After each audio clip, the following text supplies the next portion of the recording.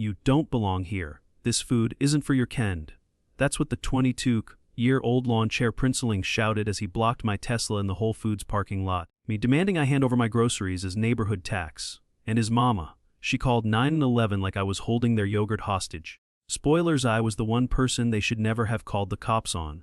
Type your city if karma is real. I moved to Greystone Valley for quiet mornings, low taxes, and the occasional guilt-free cinnamon roll. Me. What I got instead was Beulah Kensington, the HOA president, who thought being blonde and brittle gave her divine right to enforce parking lot segregation. It started on a Saturday, which is a sacred day for people who like organic overpriced groceries and peace. I was loading 6 bags into my Tesla. Yes, I drive one, no.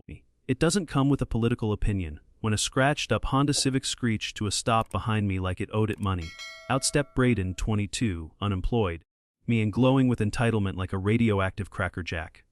He shoved his phone in my face and barked, "You gotta pay the neighborhood tax!"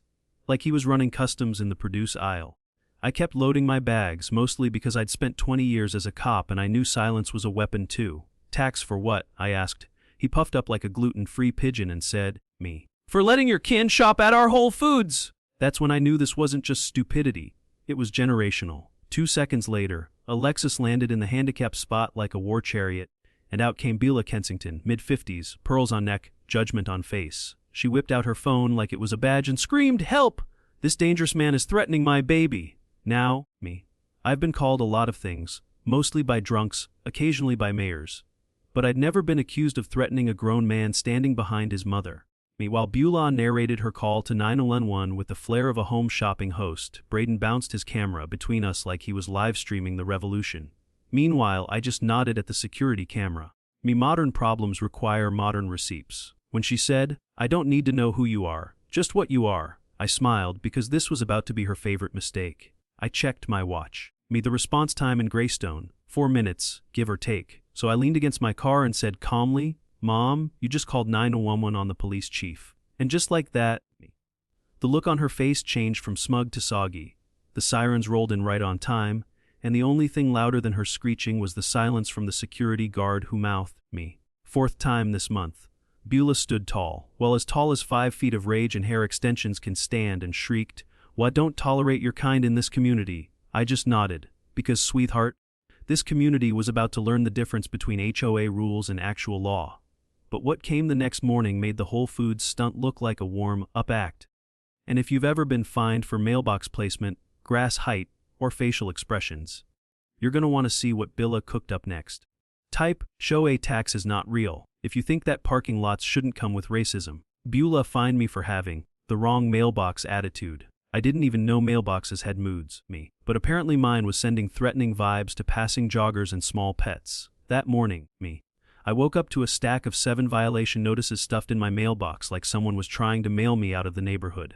The envelope was pink, the font was Comic Sans, and the signature, warmly, Beulah. I hadn't seen weaponized punctuation since high school, and that time at least the principal was licensed. Violation why my grass was 2.9 inches tall. The max was 2.5. Violation A2A. My trash bin was exactly 1.2 inches too close to the sidewalk. Violation A3. Reading my bird feeder was allegedly on citing unauthorized species. Apparently the local AOA had classified blue jays as subversive. Violation 54 claimed my mailbox was too shiny. Violation Fa5 said my house numbers were in Arial font, not Times New Roman, which apparently was now the sacred script of Beulah's constitution. Violation Fate6.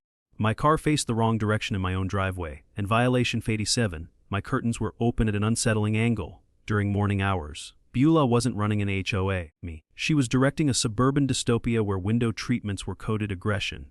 Now I've been patient. I've been calm, I've been chief of police during a 2-county manhunt involving a possum smuggler with a taser.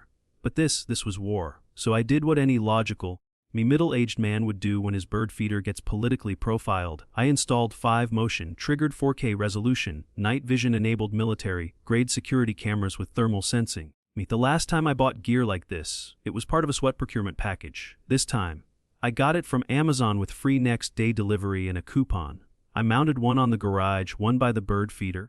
One aimed at the mailbox because attitude matters, and 2 with overlapping coverage of my driveway. My house now had better surveillance than the local bank, and it was about to pay off.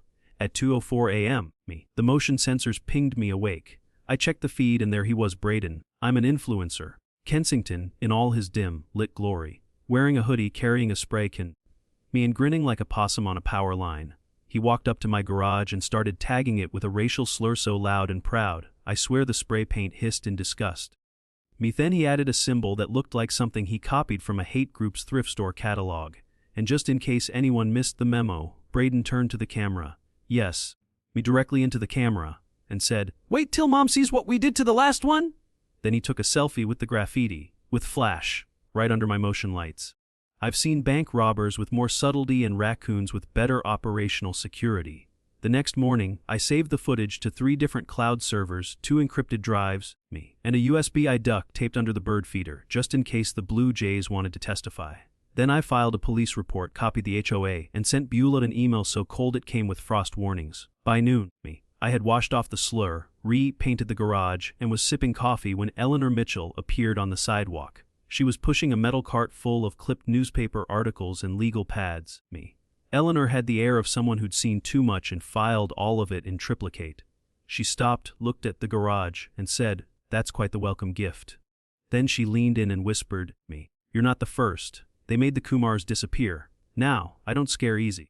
But when a woman with 3 cats and a collapsible filing system starts whispering about disappearances, you sit up and listen. "They got it worse," she said. "Raw meat in the mailbox." Beulah claimed it was a prank. But the meat was seasoned. Nobody pranks with marinade. She gave me a look that said, "You're next unless you bring receipts." Then she turned her cart around and vanished like a pension-funded ghost. And that's when I realized this wasn't just pettiness. This was a pattern.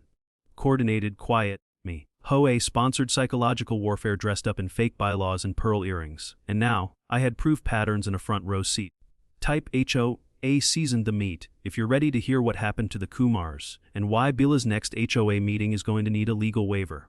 If OA violations were baseball cards, Beulah Kensington would have been in the Hall of Fame, autographed, laminated, and sold at a premium next to the peppermint bark in aisle 7.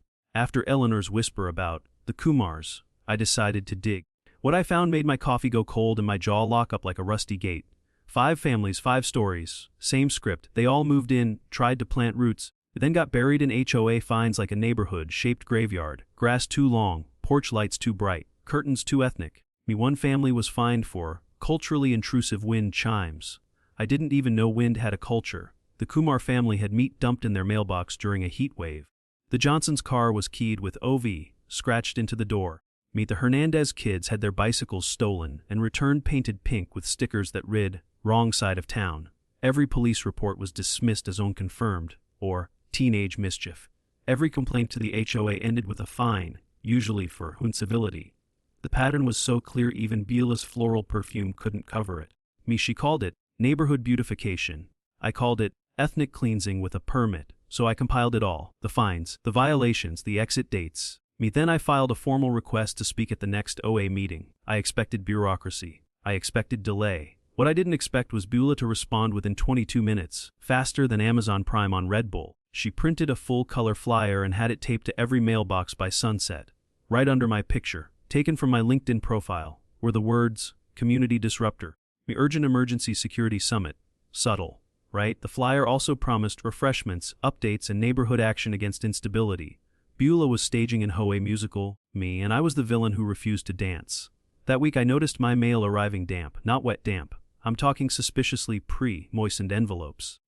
Then my trash bins got, accidentally, knocked over 5 times. I caught a neighbor measuring the angle of my American flag like he was doing trigonometry for national security. I didn't blame them.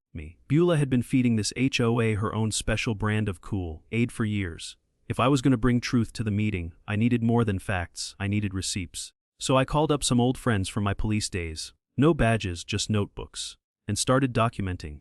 Eleanor showed up 2 nights before the meeting with a pie and a folder labeled HT inside. Copies of every HOA notice sent to the 5 families before they vanished. She'd been collecting them like crime scene trading cards. "I knew someday someone would need these," she said, slicing the pie like she was cutting through Beulah's legacy. The Wilsons got fined for having too many guests at Thanksgiving. The Pattersons got cited for excessive cooking smells. I shook my head. What does that even mean? Eleanor took a bite of pie and said, "Apparently tamales are a fire hazard now." The morning of the meeting, Beulah sent one last email. Subject line, urgent. standing together against threats to pleasant living. She called me an outside agitator, which was funny since I owned the house, paid taxes, and mowed my lawn at military precision. But Beulah never let logic get in the way of her HOA gospel. She didn't just run the neighborhood, she ruled it like a themed dictatorship, complete with matching shrubs and fear-based bulletins. But this time, she was up against a man with facts, footage, and a PowerPoint she wasn't ready for. The HOA meeting wasn't set up for dialogue. It was staged like a courtroom, a pageant, and a witch trial rolled into one. And I wasn't invited to speak. I was scheduled to perform. Beulah had every folding chair pointed toward the projector like she was about to debut a true crime documentary starring me. But what she didn't know was that I had my own presentation, one that didn't involve scare tactics or edited footage, but a story 5 families long, soaked in facts, and ready to detonate. Type, not the wind chimes, if you're ready to see how Beulah's Emergency Security Summit became the most unintentionally honest HOA roast in Greystone history.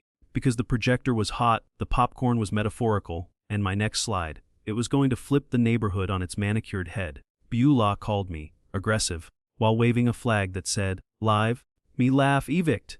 That's the HO motto apparently, right under the fine print about curtain angles and birdbath permits. The room at the community center looked like a church service for passive-aggressive vengeance. Folding chairs lined up with military precision, every cupcake on the snack table arranged by frosting height. Beulah stood at the front like the high priestess of property value, clicking her remote with a manicured finger that probably had its own zip code. "Tonight, we must stand together," she declared, against threats to our way of life. Then the projector lit up with my face, shadowed, overexposed, and filtered like I was starring in a crime docuseries titled, "The Man Who Moved Here." The video she played showed the Whole Foods incident, but edited tighter than a reality show meltdown. Gone was Braden's demand for groceries as tax. Gone was Beulah screaming into 9/11 like she'd just seen Godzilla. What remained was a clip of me calmly loading groceries while ominous piano music played in the background. "As you can see," she said, pausing for dramatic effect, "this man does not represent our values." Then came the kicker, a proposal for a $500 per household per month safety fee to fund increased patrols, cameras, and OA-approved surveillance initiatives.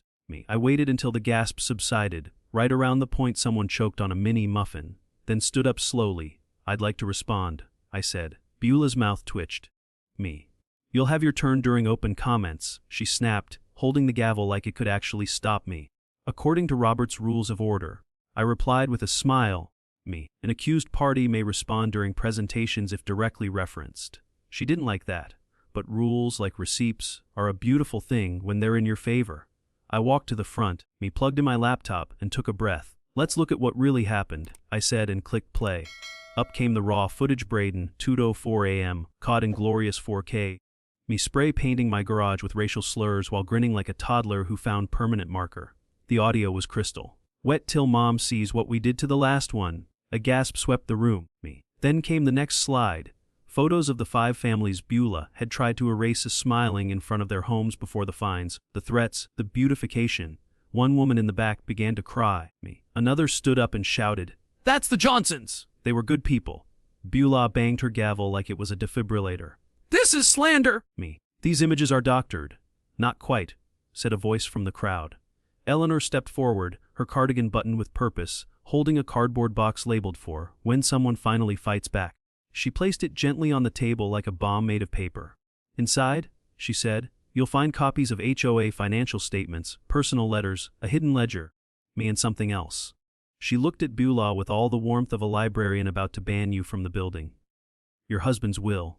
The one you had deleted, the one where he accused you of fraud." The silence was biblical.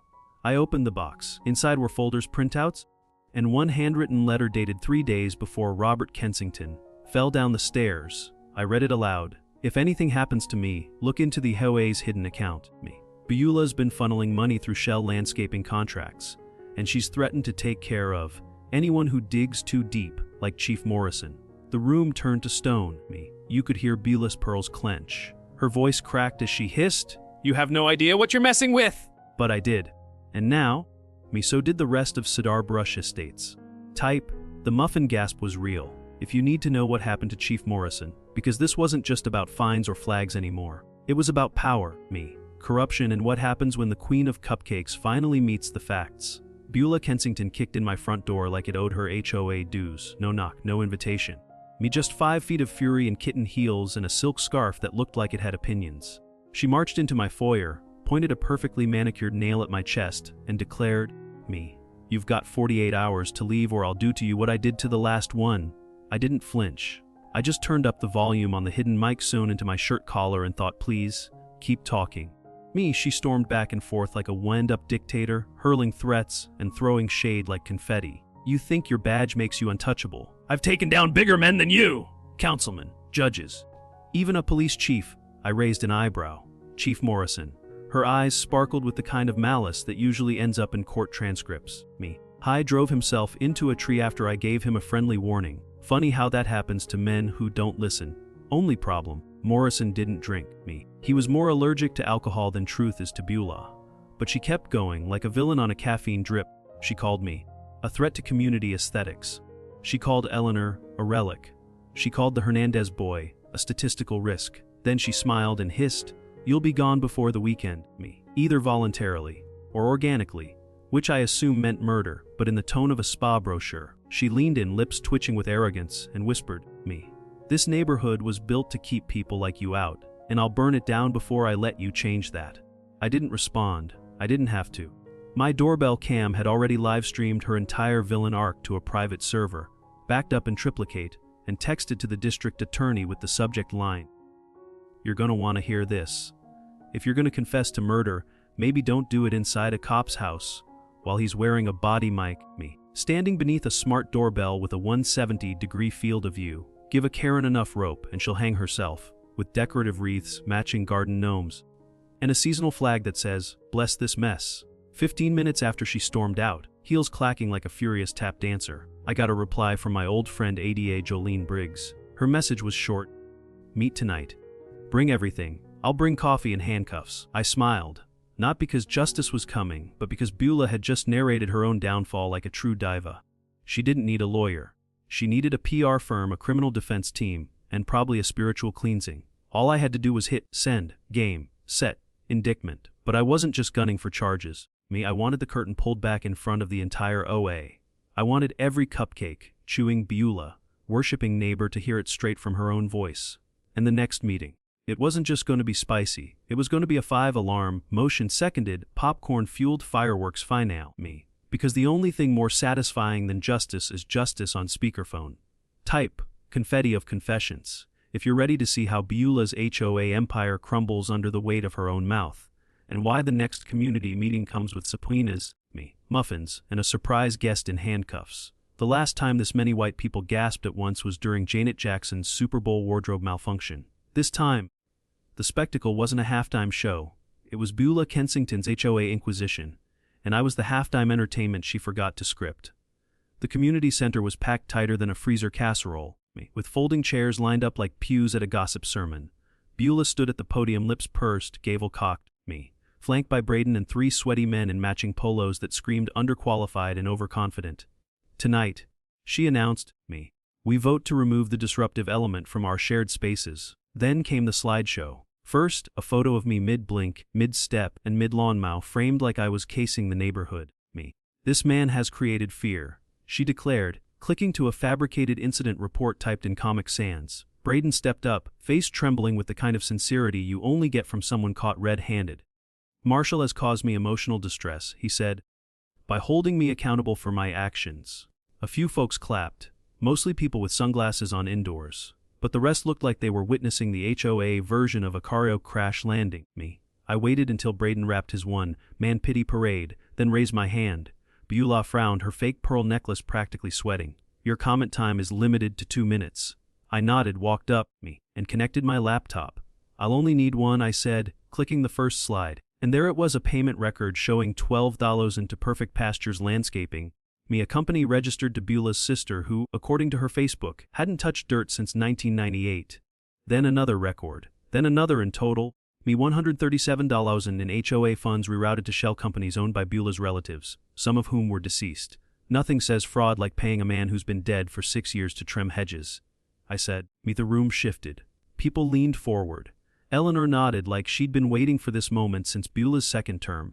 "But wait," I added, "there's more." I clicked again. Up came audio, Beulah's voice, crystal clear, whispering, "These people don't belong here. If we find them hard enough, they'll leave." Then, Morrison was weak. I had to clean that up too.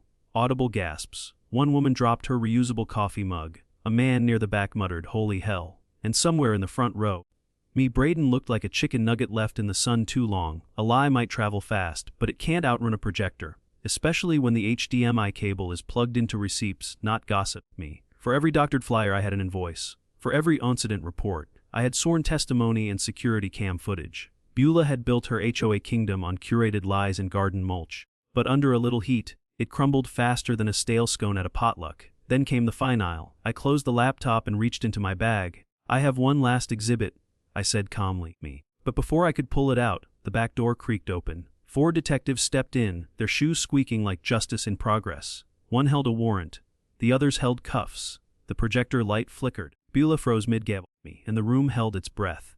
Type, HDMI justice. If you're ready to see what happens when 4 detectives interrupt a suburban witch trial, and Beulah finally realizes the only HOA she's running now is handcuffs on arrival. Beulah went out screaming, "They're coming! You don't know what you've done!" Like she was warning Gotham the bat signal had just activated over Cul de Sac law. The detectives barely touched her, and she still collapsed like an overdressed fainting goat, pearl necklace rattling like castanets. One officer read her rights while the other had to dodge her swinging handbag, which was filled with, no joke, 6 unopened violation slips and a tin of Altoids. Eleanor stood quietly off to the side, filming the whole thing like she was at a retirement party for evil. Meanwhile, Braden looked like a gassy toddler who just realized Santa was a marketing ploy. The room was split, half recording, half whispering prayers like they were in church, and Beulah was the false prophet finally getting defrocked. Someone tried to clap, then someone else did, and suddenly, the HOA meeting turned into a courtroom standing ovation. As she was escorted out, she twisted her neck around like a B-grade horror villain and screamed, "You think you've won? They'll burn your lawn too! Me the crime! The property values!" And then the cruiser door closed with a thunk that echoed like justice slamming shut. Tyler stood frozen, eyes bouncing between the projector, the detective, and the exit like he was trying to find the cheat code to back out of this simulation. When one detective approached him, he panicked, blurting, "I didn't know she was doing all that!" "I thought she was just strict." It didn't help. What did help? His unlocked phone, which held 3 years' worth of digital receipts, photos, messages, and videos he once bragged about, now rebranded as evidence. Within 24 hours, Tyler flipped harder than a flapjack at a church fundraiser. "I thought I was protecting my neighborhood," he told the courtroom weeks later. "I was just protecting her lies." His testimony cracked the whole case open like a rotten egg. He handed over cloud backups, with detailed plans, fake complaints, illegal citations, even Beulah's preferred list of who to fine and who to forgive. It was HOA segregation wrapped in HOA stationery, and when the judge asked Tyler why he went along with it, he said, "Because when you grow up believing power is always right, you don't question the rules. You enforce them. Even the devil eventually has to answer roll call." And Beulah's name was finally called, with a docket number attached. Turns out, tyranny doesn't retire quietly. It screams, thrashes, blames minorities, and ultimately ends up in a jumpsuit the same color as the landscaping crew she never paid. Watching her power evaporate under a projector and a warrant was more satisfying than any HOA bake sale victory. The neighborhood didn't speak for a week, not out of fear, but out of sheer whiplash. Lawns stayed uncut, flags drooped, and mailboxes stayed blissfully attitude-free. And Tyler, he showed up to community service with his head shaved, wearing a hoodie that said, "Ask me about restorative justice." The same neighbors who used to cross the street when they saw him now gave him awkward nods and half smiles. Redemption doesn't always look neat, Sometimes it looks like a former neighborhood menace pulling weeds next to the family he used to harass. 3 months later, the neighborhood had changed forever, And you won't believe who was voted HOA president. They used to fine me for colorful grass. Now they're complimenting my jalapeno cornbread and asking for the recipe like it's classified intel. Cedarbush Estates, once the petty kingdom of Beulah Kensington, now looked like it had been baptized in unity and smoked brisket. Eleanor took over the HOA like a librarian who just inherited a pirate ship. First thing she did, voided every fine Beulah ever wrote, down to the 75 citation for curtains drawn too enthusiastically. Her second act, declaring all mailbox fonts legal and all birds welcome, native, exotic, or just passing through, Tyler, somehow transformed from walking misdemeanor to community MVP, started teaching coding to kids at the rec center. And get this, he even apologized to the Kumars, the Johnsons and the Hernandez family in person with pastries. They'd all moved back after hearing the tyrant in chief was now scribbling appeals from a 668 cell using a crayon and a stack of recycled HOA newsletters. Mom, you can't file a racial discrimination lawsuit against Karma, the judge reportedly told her. She's currently serving 25 to life and, according to rumor, trying to start a prison newsletter called the Cell Block Sentinel. Then came the day of the block party. I fired up my smoker like it was summoning old spirits. The cold D-sack turned into a food court. There were samosas next to brisket, churros sharing a table with apple pie, and Braden. Yes, that Braden brought lemonade in a giant cooler and stood next to it like it was his redemption booth. No one threw it. Instead, someone added mint. The kids ran wild. The parents sat in lawn chairs swapping recipes instead of lawsuits. One neighbor even brought a karaoke machine and sang an off-key but deeply heartfelt rendition of "Wa Our Family," which felt ironic considering the HOA had previously tried to exile mine. You can't always change people, but you can outlast them, outsmart them, and, if necessary, outvote them until their bylaws are nothing more than decorative coasters at the neighborhood BBQ. Cedarbrush didn't become perfect, it became real. And that was better. The kind of real where apologies are served with dessert and second chances come with folding chairs and name tags. As the sun went down and Eleanor passed out biodegradable plates shaped like oak leaves, a man in a postal service uniform approached me. "Package for you," he said, handing over a thick envelope. No return address. Inside was a leather-bound journal with the initials CM on the front. Chief Morrison. He had started documenting the HOA corruption years before I ever moved in. Beulah's bribes, shady citations, and even the beginning of that landscaping scam. She'd buried it, covered it, tried to erase it. But somehow that journal found its way back, and last I heard, it's sitting in the Smithsonian under suburban warfare artifacts. Right next to a cracked HOA sign and a photocopied violation about unapproved wind chimes.